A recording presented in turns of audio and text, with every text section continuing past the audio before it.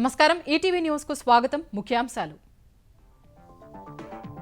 Civils అగ్ర ర్యాంకుల్లో అమ్మాయిల హవా ఢిల్లీ యువతి శృతి శర్మకు తొలి స్థానం మరోసారి సత్తా చాటిన తెలుగు రాష్ట్రాల అభ్యర్థులు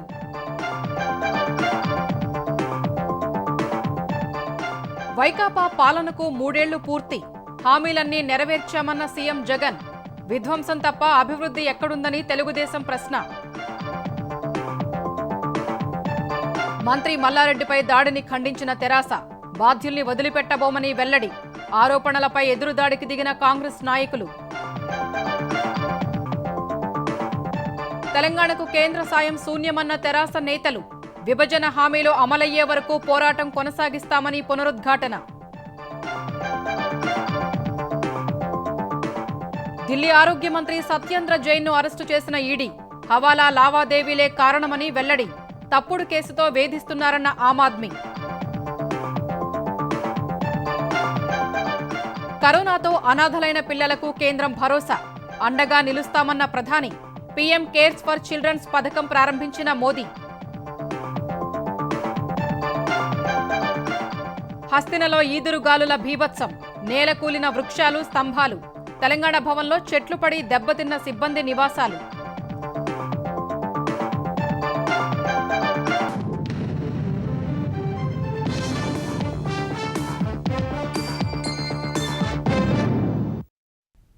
union public service commission 2021 civils ఫలితాల్లో అమ్మాయిలు సత్తా చాటారు మొదటి 6 ర్యాంకులను కైవసం చేసుకున్నారు సివిల్స్ ఫలితాల్లో తెలుగు రాష్ట్రాల అభ్యర్థులు కూడా మెరిశారు కర్నూలుకు చెందిన యశ్వంత్ కుమార్ రెడ్డి 15 నర్సీపట్నానికి చెందిన మౌర్య భరద్వాజ్కు 28వ ర్యాంకు వచ్చింది ఆంధ్రప్రదేశ్ తెలంగాణకు చెందిన అభ్యర్థులు మంచి ర్యాంకులను కైవసం చేసుకున్నారు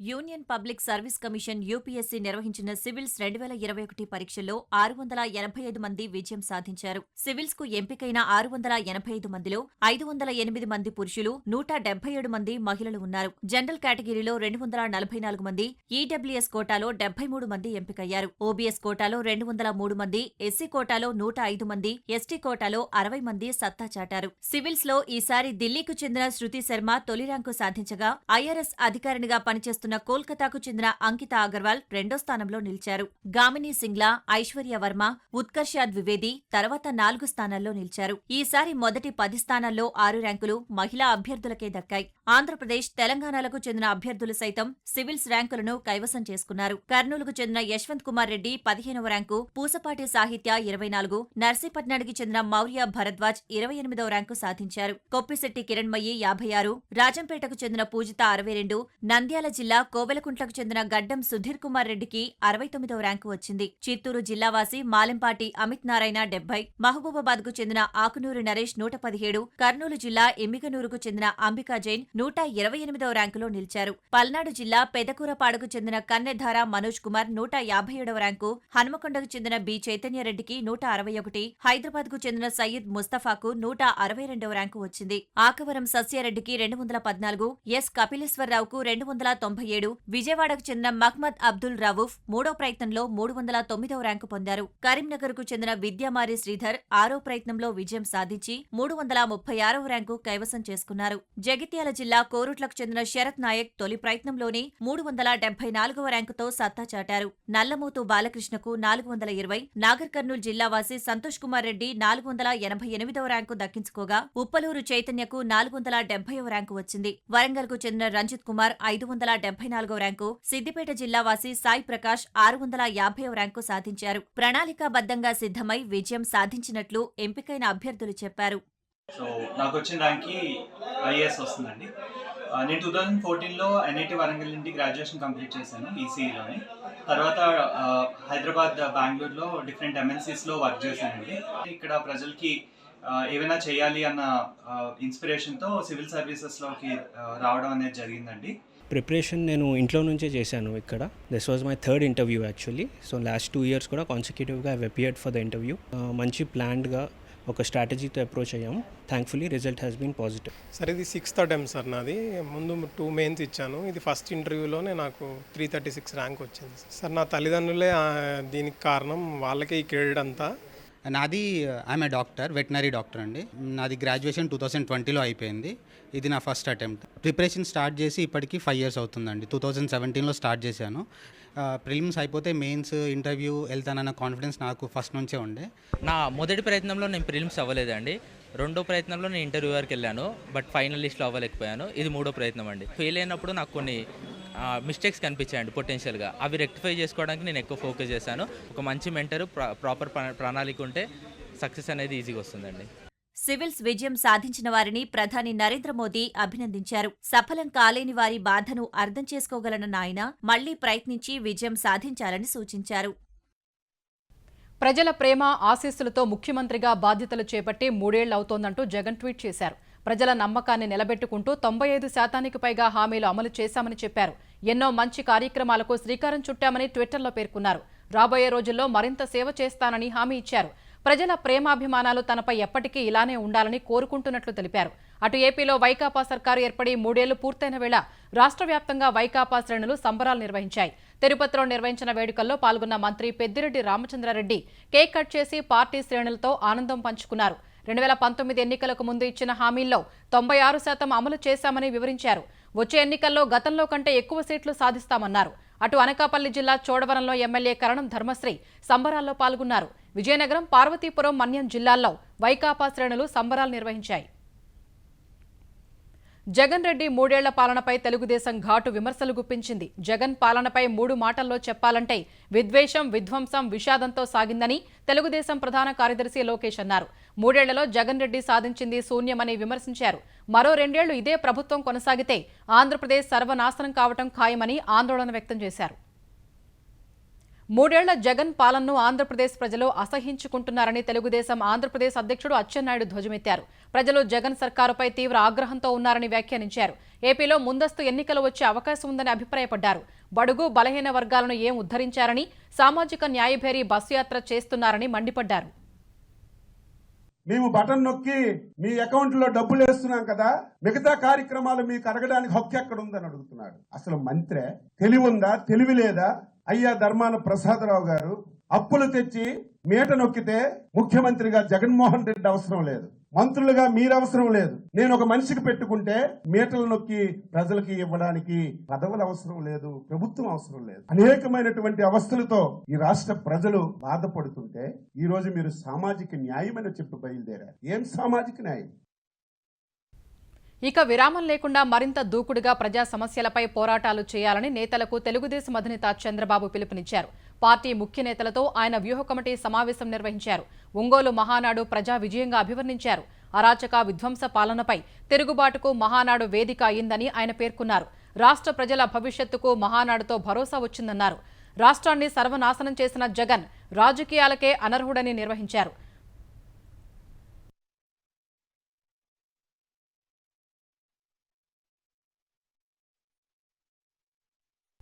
తెలంగాణ కార్మిక శాఖ మంత్రి మల్లారెడ్డిపై జరిగిన దాడిని పశుసంవర్ధక శాఖ మంత్రి తలసాని శ్రీనివాస్ యాదవ్ తీవ్రంగా ఖండించారు.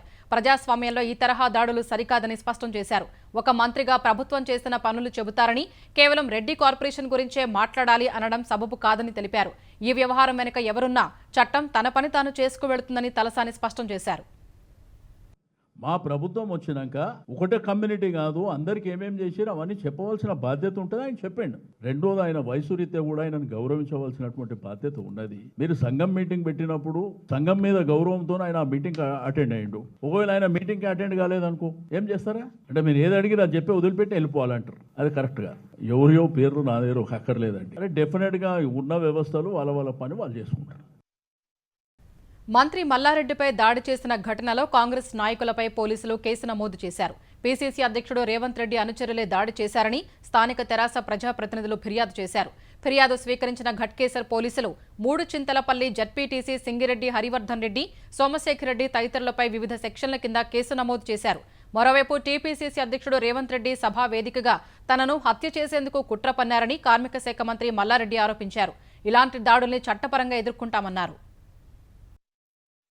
నేను ఆయన మీద బ్లాక్మెయిల్ చేస్తున్నాను ఆరోపణ చేసిన కదా, చెప్పేటక్కల్లా ఆయనకి ఇది గొప్ప అవకాశం అని రెడ్డిల ముసుగులో, సభల ముసుగులో ఆయన ఒక 100 మంది గుండాలను పంపించి నా మీద దాడి చేసిండు. అన్నీ ఆయనే అనుకుంటాడు. రెడ్డిలు అంటే రేవంత్ రెడ్డి అనుకుంటాడు, మల్లారెడ్డి అనుకోడు. రెడ్డిలనే ఫస్ట్ బ్లాక్మెయిల్ చేసేదే రెడ్డిలనే. ఆయన దాన్ని చంపాలనే చూస్తాడు కదా. ఆయన కుట్రలు కుతంత్రాలన్నీ బయట పెడుతున్నాడు కదా. ఎవరెవరిని బ్లాక్మెయిల్ చేసిండు అవన్నీ కూడా తీస్తున్నాడు కదా. నన్నే చేసిండు కదా 8 ఏళ్ల సంది. కాబట్టి ఇవన్నీ కూడా కుట్రలు కుతంత్రాలు ఆయన ఇక సాగవు. ఇప్పటిదాకా నడిచినాయి, ఇక వదిలిపెట్టాం ఇప్పటి సంది. ఆయన తప్పకుండా జైలుకు పంపిస్తాం. కాంగ్రెస్ నేతలు తనపై దాడి చేశారని, చంపేందుకు ప్రయత్నించారని మంత్రి మల్లారెడ్డి ఆరోపించడంపై సీఎల్పీ నేత భట్టి విక్రమార్క మండిపడ్డారు. ఎలాంటి ఆధారాలు బయట పెట్టకుండానే ఆరోపణలు చేయడమేంటని ప్రశ్నించారు. ఇంత జరుగుతుంటే ప్రభుత్వం నిద్రపోతోందా అని నిలదీశారు. కాంగ్రెస్పై నిరాధార ఆరోపణలు చేయొద్దని హితవు పలికారు.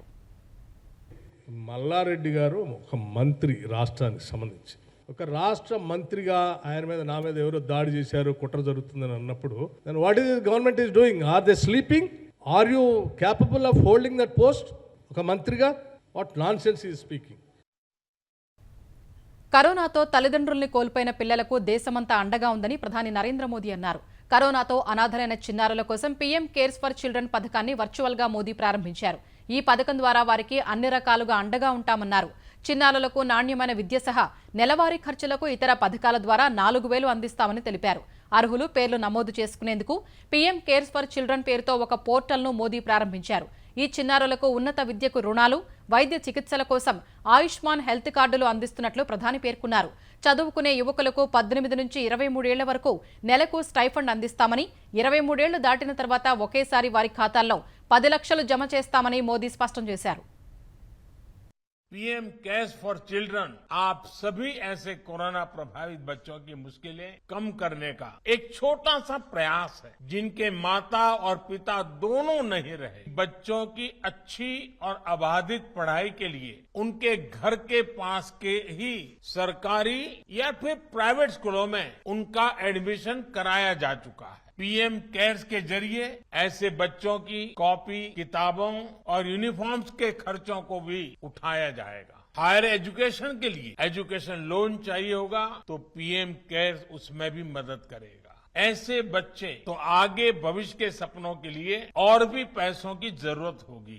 इसके लिए 18 साल से 23 साल तक के युवाओं को हर महीने स्टाइपेंड मिले और जब आप 23 साल के होंगे तब 10 लाख रुपया एक साथ आपको मिलेंगे। कभी कोई बीमारी आ गई, आयुष्मान हेल्थ कार्ड भी दिया जा रहा है। इस कार्ड से 5 लाख तक के इलाज की मुफ्त सुविधा भी आप बच्चों को मिलेगी। విభజన చట్టంలో ఇచ్చిన హామీలన్నీ అమలయ్యే వరకు కేంద్రంతో పోరాటం ఆపే ప్రసక్తే లేదని తెలంగాణ పంచాయతీరాజ్ శాఖ మంత్రి ఎర్రబెల్లి దయాకర్ రావు స్పష్టం చేశారు. తెలంగాణపై కేంద్రం వివక్ష చూపిస్తోందని ఆరోపించారు. రాజ్యసభ సభ్యుడిగా వద్దిరాజు రవిచంద్ర ప్రమాణ స్వీకారం చేశారు. పార్లమెంటులోని తన కార్యాలయంలో రాజ్యసభ చైర్మన్ వెంకయ్యనాయుడు రవిచంద్రతో ప్రమాణం చేయించారు. ఈ కార్యక్రమంలో మంత్రి ఎర్రబెల్లి దయాకర్ రావు, ఎంపీలు, తెరాస నేతలు పాల్గొన్నారు. అనంతరం జరిగిన సమావేశంలో మాట్లాడిన మంత్రి ఎర్రబెల్లి తెలంగాణ ప్రాజెక్టులకు కేంద్రం ₹1 కూడా సాయం చేయడం లేదని ఆవేదన వ్యక్తం చేశారు.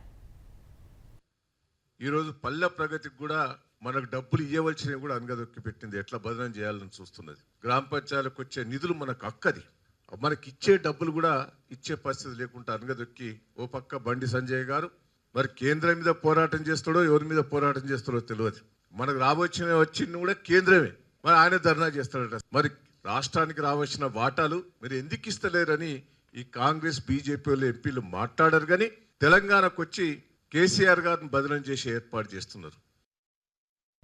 తెలంగాణకు మేలు చేస్తున్న కాళేశ్వరం ప్రాజెక్టుపై కొందరు కావాలని విషం చిమ్ముతున్నారని వ్యవసాయ శాఖ మంత్రి నిరంజన్ రెడ్డి విమర్శించారు. తెలంగాణలోని పంటలకు నీళ్లు ఇవ్వాలంటే ఎత్తిపోతలు తప్ప వేరే మార్గం లేదని స్పష్టం చేశారు. వానాకాలం పంటలపై రైతులకు కరీంనగర్లో నిర్వహించిన సమీక్షలో మరో మంత్రి గంగుల కమలాకర్తో కలిసి నిరంజన్ రెడ్డి పాల్గొన్నారు. రైతులు డిమాండ్ ఉన్న పంటల వైపు దృష్టి పెట్టాలని మంత్రులు కోరారు. ఒక మూర్ఖపు మేధావిని పెట్టుకొని కాళేశ్వరం అనేటువంటి ప్రాజెక్టు కట్టడం అనేటువంటి చాలా దండగా అని చెప్పి వాళ్ళు వాదన పెట్టి రాపిస్తారు. ప్రాజెక్టు కడితే 1 ఎకరాకు 50,000 కంటే మించి ఖర్చు అయితే అది వృధా అని మాట్లాడతారు. మీ లెక్కలు మీవి. తెలంగాణ వ్యతిరేక మనస్తత్వం మీది ఆంధ్ర అనడం కంటే కూడా. మాకు ఉండేటువంటి నదులు ఇటు కృష్ణ కానీ ఇటు గోదావరి కానీ కిందికుండి నడుమ ఉండేటువంటి తెలంగాణ భూభాగం ఎత్తుంటది. ఈ రకంగా టెరేన్ అంటాం మనం. మన భౌగోళిక స్వరూపం ఇట్లుంటది. నీళ్లు ఎత్తిపోసుకోవడం తప్ప తెలంగాణకు వేరే గతి లేదు. మొదటి నుంచి మనకు తెలుసది. కేవలం 8 ఏండ్ల లోపలే తెలంగాణ ఇంత గొప్పగా ఎమర్జ్ కావడం ఇలా వాళ్ళ కండ్లల్లో కారం పోసుకున్నట్లే ఉంది. వాళ్ళ కడుపులో కసిపిసి అవుతూ ఉంటుంది. ఎప్పుడు పసరు ఎప్పుడు బయటకు కక్కుదాం అనేదే ఉంటుంది. తెలంగాణలో ఉన్న సమస్యల నుంచి ప్రజల దృష్టి మరల్చేందుకు విదేశీ బొగ్గు కొనుగోళ్లపై తెరాస సర్కారు దుష్ప్రచారం చేస్తోందని భాజపా తెలంగాణ అధ్యక్షుడు బండి సంజయ్ ధ్వజమెత్తారు. అదానీ విదేశీ కంపెనీల నుంచి బొగ్గు కొనాలని కేంద్రం ఎక్కడా చెప్పలేదని తెలిపారు. బహిరంగ మార్కెట్లో 3 రూపాయలకు దొరికే యూనిట్ కరెంటును కేసీఆర్ ప్రభుత్వం 6 రూపాయలకు ఎందుకు కొంటోందని ప్రశ్నించారు. పాత బస్తీ నుంచి విద్యుత్ బకాయిలు వసూలు చేయటం లేదన్న బండి, తద్వారా ప్రభుత్వానికి ప్రతి సంవత్సరం 1000 కోట్ల రూపాయల నష్టం వస్తోందన్నారు. భద్రాద్రి పవర్ ప్లాంట్ నిర్మాణంలో అతిపెద్ద కుంభకోణం జరిగిందని, కేసీఆర్ తన బినామీ వ్యక్తులతో ప్లాంట్ను నడిపిస్తున్నారని సంజయ్ ఆరోపించారు.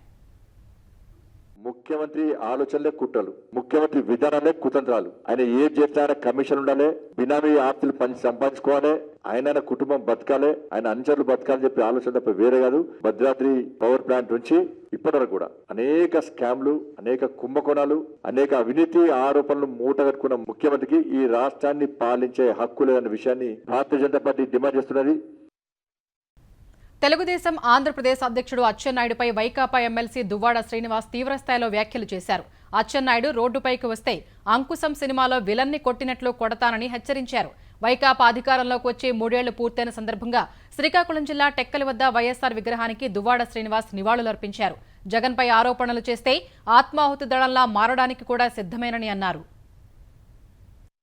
ఆహుతి సినిమాలో విలన్ కి ఎలాగైతే ఈడ్చి కొట్టారో అలాగే నీకు టెక్కల్ రోడ్డు మీద కొట్టకపోతే ఈడ్చి దొర్లించి కొట్టకపోతే ఐఎమ్ నాట్ దువ్వాడ శ్రీనివాస్. మహానాడులో ఇష్టానుసారం పేలినటువంటి వ్యక్తులకి ఇదే నేను హెచ్చరిస్తున్నాను. జగనన్న గురించి ఎక్కువ మాట్లాడారు. జగనన్న కోసం ప్రాణాలు అర్పించడానికి కూడా ఆత్మాహుతి దళంగానైనా సరే మారిపోతాడు ఈ దువ్వాడ శ్రీనివాస్. ఇది నేను చెప్తున్నాను. అచ్చెన్నాయుడు ఒళ్ళు దగ్గర పెట్టుకో. నువ్వు ఇంకోసారి గాని మీ తెలుగుదేశం కార్యకర్తలు గాని నాయకులు గాని ఎవడైనా సరే ఇష్టానుసారంగా జగన్మోహన్ రెడ్డి గారితో మా గురించి మాట్లాడితే ఈ గొంతు ఆగదని తెలియజేస్తున్నాను. వైకాపా నాయకులు తనను అంతం చేసేందుకు కుట్ర పన్నుతున్నారని వివేక హత్య కేసులో అప్రూవర్గా మారిన డ్రైవర్ దస్తగిరి ఆరోపించాడు. కొద్ది రోజుల నుంచి తొండూరు మండలానికి చెందిన పెద్దగోపాల్ అనే వ్యక్తి తరచూ తనతో పాటు తన కుటుంబ సభ్యులతో గొడవ పడుతూ రెచ్చగొడుతున్నాడని దస్తగిరి తెలిపాడు. నిన్న తన సోదరుడు మస్తాన్తో గొడవ పడితే పోలీస్ స్టేషన్కు వెళ్లానని, అక్కడ గోపాల్తో గొడవ జరిగిందని దస్తగిరి చెప్పాడు. పోలీసులు తనపై కేసు నమోదు చేశారని, రాత్రి వరకు స్టేషన్లోనే కూర్చోబెట్టారని దస్తగిరి వివరించాడు.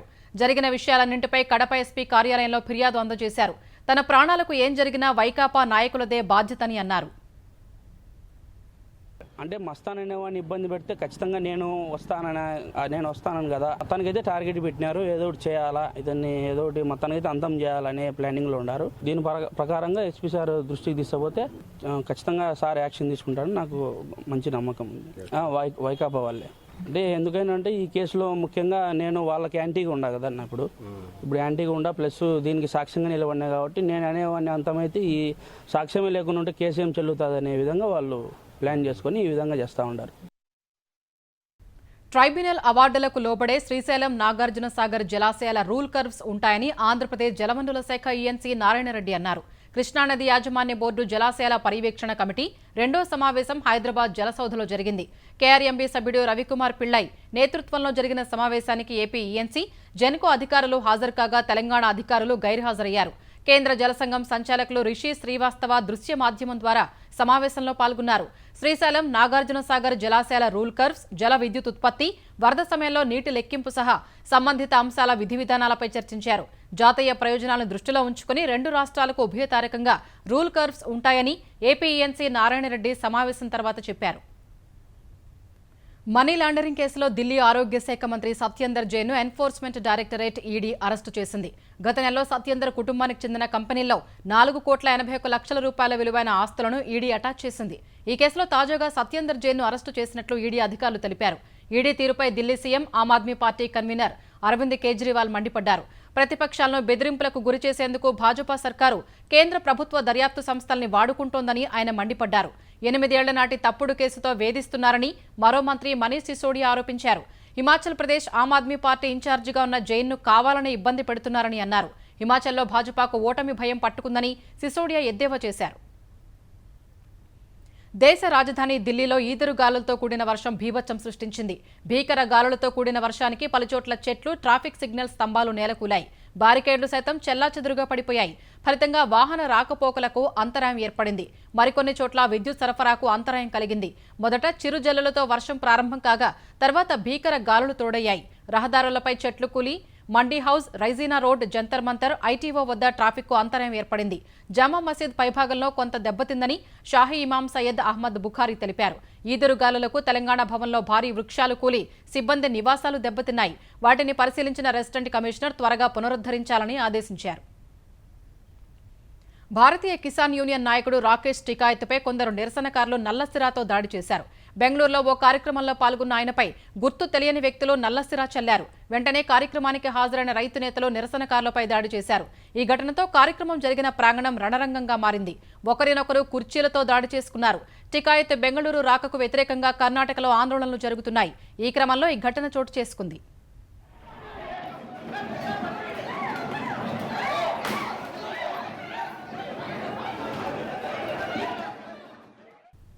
పంజాబీ గాయకుడు కాంగ్రెస్ నేత సిద్ధూ మూసేవాలా హత్య కేసుపై పంజాబ్ ప్రభుత్వం న్యాయ విచారణకు ఆదేశించింది. హైకోర్టు సిట్టింగ్ జడ్జితో విచారణ జరిపించనున్నట్లు పంజాబ్ ముఖ్యమంత్రి భగవంత్ మాన్ తెలిపారు. ఈ మేరకు హైకోర్టు ప్రధాన న్యాయమూర్తిని కోరనున్నట్లు వెల్లడించారు. సిద్ధూ మూసేవాలాకు భద్రతను కుదించడంపై సీబీఐ లేదా ఎన్ఐఏతో విచారణ జరిపించాలని సిద్ధూ తండ్రి బల్కౌర్ సింగ్ భగవంత్ మాన్కు లేఖ రాశారు. ఈ లేఖపై వెంటనే స్పందించిన పంజాబ్ సీఎం న్యాయ విచారణకు పంజాబ్ ప్రభుత్వం పూర్తిగా సహకరిస్తోందని పేర్కొన్నారు. ఆదివారం సిద్ధూ మూసేవాలా తన స్నేహితులతో కలిసి మన్సా జిల్లాలో ఉండగా ఆయన కారుపై దుండగులు కాల్పులు జరిపారు. ఈ ఘటనలో మూసేవాలా ప్రాణాలు కోల్పోగా ఆయన స్నేహితులకు బుల్లెట్ గాయాలయ్యాయి. మూసేవాలాకు శనివారం పంజాబ్ ప్రభుత్వం భద్రతను కుదించింది. మరుసటి రోజే ఈ ఘటన జరగడంపై విపక్షాలు భగ్గుమన్నాయి. ఆమ్ ఆద్మీ ప్రభుత్వ వైఫల్యం వల్లే మూసేవాలా ప్రాణాలు కోల్పోయారని విమర్శించాయి. అంతర్జాతీయ మార్కెట్ల నుంచి సానుకూల సంకేతాలతో దేశీయ స్టాక్ మార్కెట్లు వరుసగా మూడో సెషన్లో లాభాలతో ముగిశాయి. గత 2 సెషన్లలో 1135 పాయింట్లు పెరిగిన సెన్సెక్స్ ఇవాళ మరో 1041 పాయింట్లు ఎగబాకింది. ఉదయం క్రితం ముగింపు కంటే 623 పాయింట్ల ఎగువన 55,508 పాయింట్ల వద్ద బీఎస్సీ సూచీ ప్రారంభమైంది. మొదట్లో 55,466 పాయింట్ల కనిష్ట స్థాయి నమోదు చేసింది. తర్వాత కొనుగోళ్ల మద్దతుతో సెన్సెక్స్ 56,000 బెంచ్ మార్క్ను తాకింది. ఈ క్రమంలో 56,083 పాయింట్ల గరిష్ట స్థాయి నమోదు చేసింది. చివరకు 55,926 పాయింట్ల వద్ద స్థిరపడింది. జాతీయ స్టాక్ ఎక్స్చేంజ్ సూచీ నిఫ్టీ 309 పాయింట్లు పెరిగి 16,661 వద్ద ముగిసింది. 3 సెషన్లలో 10,19,000 కోట్ల రూపాయల మేర మదుపరుల సంపద పెరిగింది. ముఖ్యాంశాలు మరోసారి. సివిల్స్ అగ్ర ర్యాంకుల్లో అమ్మాయిల హవా. ఢిల్లీ యువతి శృతి శర్మకు తొలి స్థానం. మరోసారి సత్తా చాటిన తెలుగు రాష్ట్రాల అభ్యర్థులు.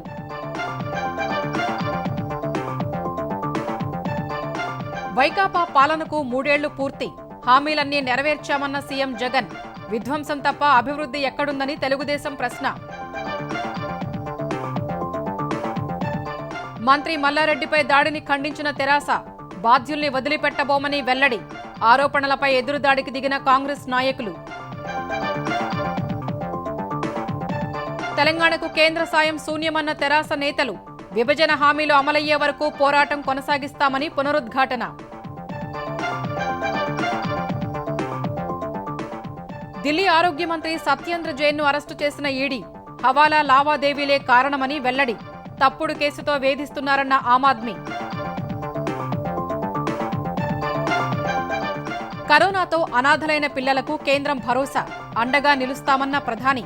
పీఎం కేర్స్ ఫర్ చిల్డ్రన్ పథకం ప్రారంభించిన మోదీ. హస్తినలో ఈదురుగాలుల భీభత్సం. నేల కూలిన వృక్షాలు, స్తంభాలు. తెలంగాణ భవన్లో చెట్లు పడి దెబ్బతిన్న సిబ్బంది నివాసాలు.